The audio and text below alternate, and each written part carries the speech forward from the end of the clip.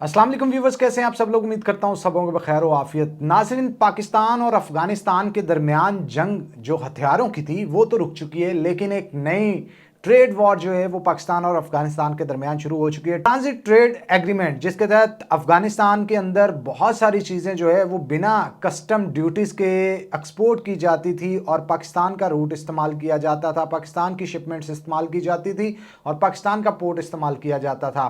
वो तमाम की तमाम ट्रेड को पाकिस्तान के हकाम की जानब से रोक दिया गया है।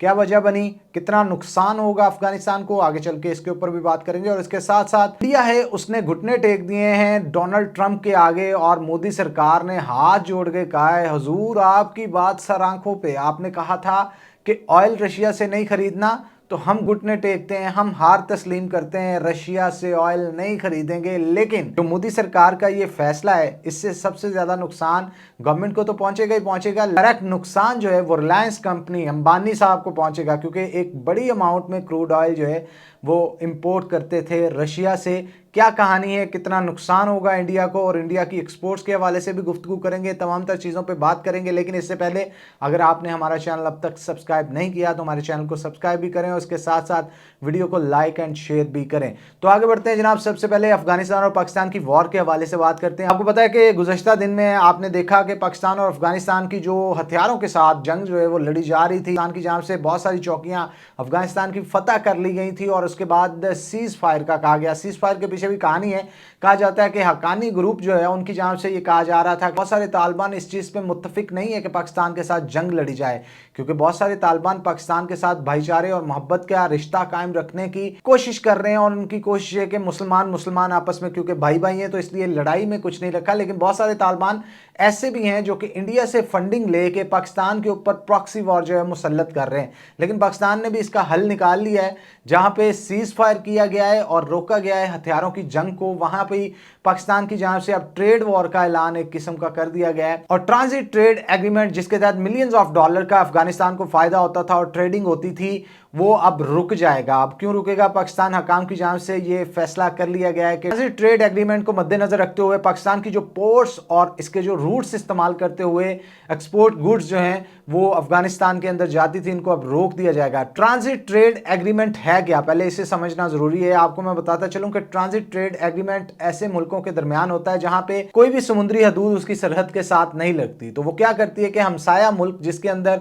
समुद्री हदूद उसकी सरहद के साथ लग रही होती है, तो उसकी पोर्ट्स को इस्तेमाल करते हुए और उसके रूट्स को इस्तेमाल करते हुए अपने मुल्क के अंदर बहुत सारी एशियाई खुरोनोश और जो ज़रूरत की चीज़ें होती हैं उन तमाम गुड्स को जो कि इस्तेमाल की जाती हैं और उस मुल्क के अंदर उसे इंपोर्ट करता है। और इंपोर्ट करने के लिए पोर्ट भी हमसाया मुल्क का इस्तेमाल करता है, रूट्स भी हमसाया मुल्क का इस्तेमाल करता है। तो इसकी ट्रेड एग्रीमेंट का फ़ायदा क्या होता है, जैसे अफगानिस्तान और पाकिस्तान के दरमियान ट्रांजिट ट्रेड एग्रीमेंट हुआ था 1965 के अंदर। इस ट्रेड एग्रीमेंट का सबसे ज्यादा फायदा अफगानिस्तान को क्या था, वो ये कि एक तो पाकिस्तान का पोर्ट इस्तेमाल करता था, दुनिया भर से जहां से भी चीज़ों के हवाले से ये ऑर्डर करता था वो पाकिस्तान की कराची पोर्ट पे या ग्वादर पोर्ट पे आता था। तो रूट जो है वो फिर पाकिस्तान का जो अफगानिस्तान की तरफ जाता है उसको इस्तेमाल करते हुए बड़े ट्रक्स ट्रांसपोर्टेशन को इस्तेमाल करते हुए ये तमाम की तमाम एशिया कंटेनर्स जो हैं जिनको ये ऑर्डर करके मंगवाते हैं दूसरे मुल्कों से, वो डायरेक्ट अफगानिस्तान जाता है। अब इसके ऊपर ड्यूटीज़ जो, यानी पाकिस्तान, अगर पाकिस्तान के अंदर कोई भी चीज़ आती है और दूसरे मुल्क में जाती है उसके लिए जो रस्ते के लिए ड्यूटीज़ पाकिस्तान चार्ज करता है, जो कस्टम चार्ज करता है, तो इस ट्रेड एग्रीमेंट के तहत कस्टम जो है वो चार्ज नहीं किया जाता। अलबत्ता जो ट्रांसपोर्ट के खर्चा होता है मैनेजमेंट के हवाले से, जो ऑफिसर्स या दीगर जो अमला होता है उसका खर्चा सिर्फ उसकी ड्यूटीज़ जाती हैं। जो मुल्क, कोई भी मुल्क अपना रास्ता और रूट को इस्तेमाल करने के लिए जो चार्जेस इंपोर्ट या एक्सपोर्ट के हवाले से जो उधर से चीज़ें जाती हैं उसको चार्ज करता है, वो पाकिस्तान कस्टम जो है वो अफगानिस्तान से चार्ज नहीं करता। इसलिए मिलियंस ऑफ डॉलर्स के ट्रेड जो है एवरी मंथ पाकिस्तान के ज़रिए अफगानिस्तान करता है और अफगानिस्तान को लाखों डॉलर का फ़ायदा जो है हर महीने पाकिस्तान से होता है। लेकिन अब यह फैसला किया गया है कि मुख्तलिफ पोर्ट्स के ऊपर जो ट्रांजिट ट्रेड के हवाले से जो कंटेनर्स अफगानिस्तान के हैं उनको रोक दिया गया है। अगर तुरखम बॉर्डर की बात करें और इसके साथ साथ अंगूर अड्डा है, बाबे दोस्ती है, वहाँ पे आप देख सकते हैं कि ट्रकों की बड़ी लाइनें लगी हैं, बहुत सारे कंटेनर्स वहाँ पे फंसे हुए हैं उनको, क्योंकि अब इजाज़त नहीं मिल रही पाकिस्तान से अफगानिस्तान की तरफ और अफगानिस्तान से पाकिस्तान की तरफ आने के लिए।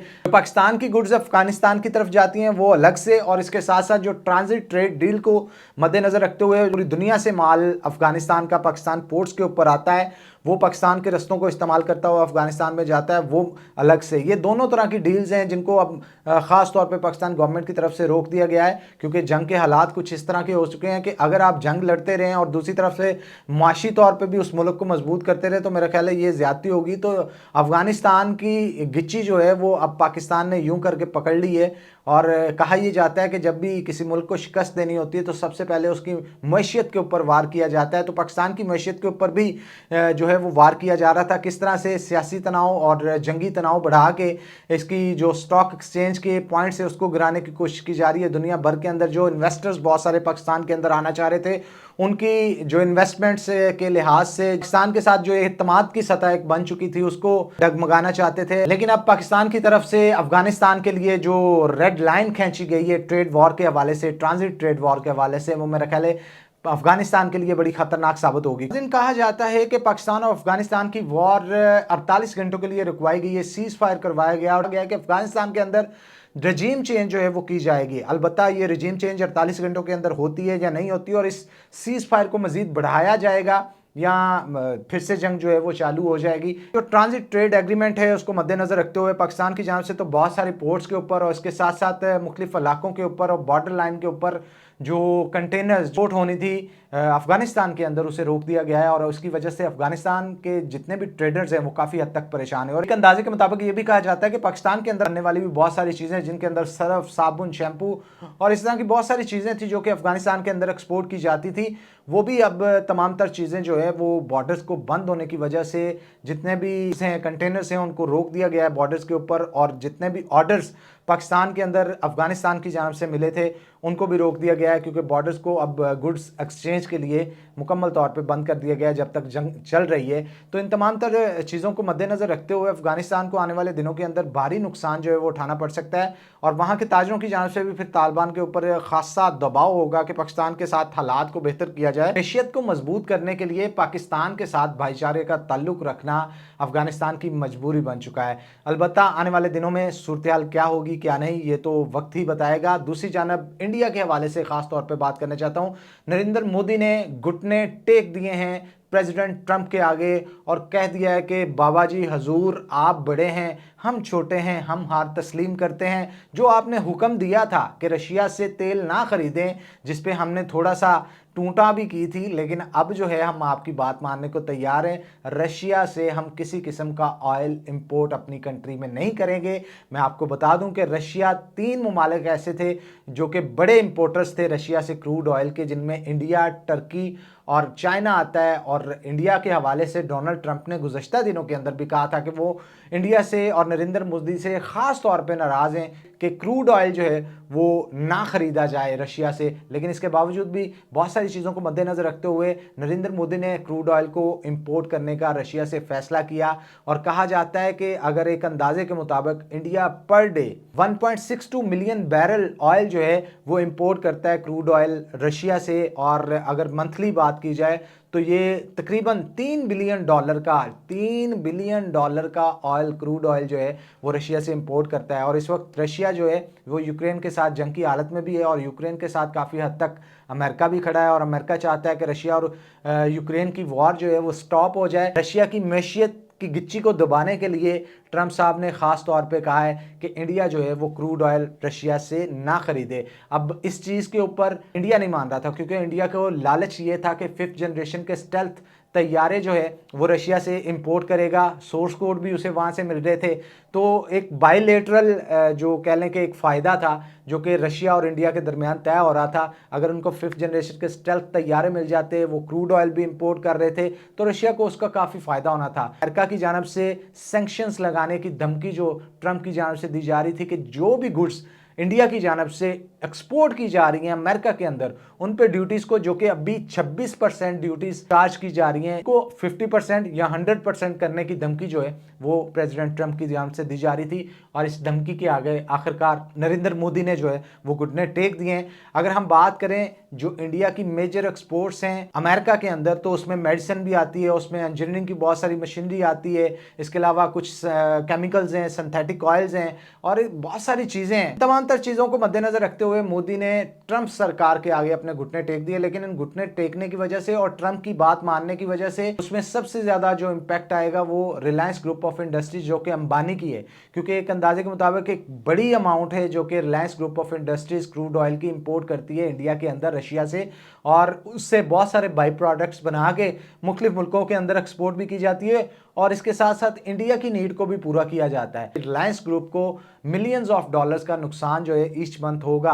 अलबत्ता इस नुकसान को किस तरह से कवर अप किया जाएगा, कौन सा वो मुल्क होगा जिससे अब इंडिया जो है वो रशिया के बाद क्रूड ऑयल को इंपोर्ट करेगा। और कहा जाता है कि बहुत सारी रिफाइनरी भी रिलायंस ग्रुप की तरफ से भी, अडानी ग्रुप की तरफ से भी बहुत सारी क्रूड ऑयल को रिफाइन करने के लिए रिफाइनरीज जो हैं वो इंडिया के अंदर लगाई गई हैं और वहाँ से जो क्रूड ऑयल आता है उसके बाई प्रोडक्ट्स बना के दुनिया भर के अंदर जो पेट्रोलियम की मसनूआत है उसको एक्सपोर्ट भी किया जाता है। कंपनियां क्रूड ऑयल से रिलेटेड बिजनेस कर रही हैं, उनके लिए तो एक बड़ा धचका है जो मोदी साहब की जांच से उन तमाम कंपनियों को दिया गया और अंबानी उनमें सरे फहरिस्त थे। अलबत्ता आपने ये भी देखा कि कल डोनाल्ड ट्रंप जब शर्मुल शेख से वापस अमेरिका गए तो वहां पे जाके वो स्पीच कर रहे थे और स्पीच के अंदर पाकिस्तान के बड़े गुण गा रहे थे और उनका कहना था कि प्राइम मिनिस्टर ऑफ पाकिस्तान की जांच से जो स्पीच दी गई उसमें उन्होंने क्लियरली कहा डोनाल्ड ट्रंप ने मिलियंस ऑफ लाइव्स जो है वो सेव की है, बहुत सारी जंगों को रुकवाया। अब तक 8 जंगे जो है रुकवा चुके हैं। पाकिस्तान की जानिब से इंडिया के 7 तैयारे गिराए गए। जंग को ना रोका जाता तो बहुत सारे और जेट्स भी गिराए जा सकते थे और इसके साथ साथ जो न्यूक्लियर वॉर है वो भी हो सकती थी।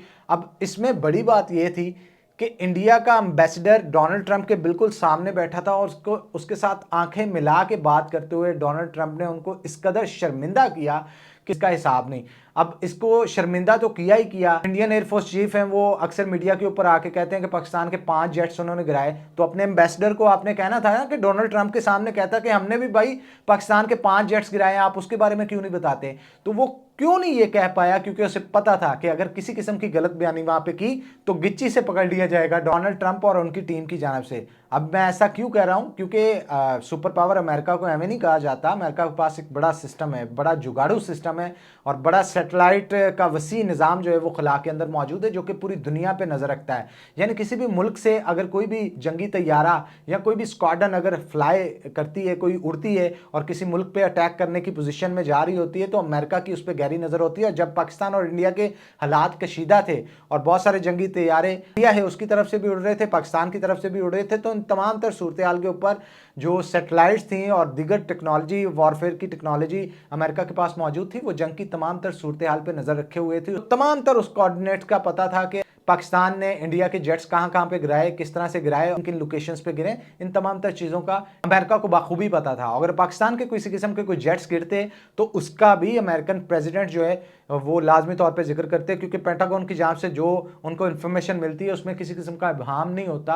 इंडियंस को तो बड़ा शौक होता है कि हम ही आके टीवी पे बैठ गए और पाकिस्तान के जेट्स के बारे में बताना शुरू कर देते हैं। बस गिरे हैं, ना उनके कोऑर्डिनेट्स पता है, ना उनके पास किसी किस्म के वीडियो एविडेंस मौजूद है। लेकिन पाकिस्तान ने तमाम तर वीडियो एविडेंस, कोऑर्डिनेट्स और इसके साथ साथ जो ऑडियो रिकॉर्डिंग्स है उनके साथ ये साबित किया था कि पाकिस्तान ने इंडिया के 7 जहाज गिराए जिनमें 6 फाइटर जेट्स थे और एक ड्रोन था। इन तमाम तर सूरत हाल को देखते हुए इंडिया को दुनिया भर के अंदर बहुत ज़्यादा शर्मिंदगी का सामना करना पड़ा है। जब भी वो चैन की नींद सोने लगते हैं ये भूल के कि पाकिस्तान और इंडिया की वॉर हुई थी, 6 जेट्स गिरे थे, तो वहीं पे डोनाल्ड ट्रंप आके उसी वक्त कोई ना कोई बयान ऐसा दे देते हैं जिससे उनको इंतहाई शर्मिंदगी दुनिया भर के अंदर उठानी पड़ती है। बहरहाल जी, डोनाल्ड ट्रंप तो इनको चैन की नींद जो है वो आने नहीं दे रहे। कभी सैंक्शंस लगा रहे हैं ट्रेड के ऊपर और कभी 7 फाइटर जेट्स के गिरने का बता के इनकी नींदों को हराम किया हुआ है। अलबत्ता मोदी साहब ने अब मुआहिदा कर लिया है, घुटने टेक दिए हैं। ट्रंप के आगे आने वाली सूरत हाल क्या होगी ये तो आने वाला वक्त ही बताएगा। मजीद खबरें लेके आपकी खिदमत में हाजिर होंगे, तब तक के लिए दें इजाज़त।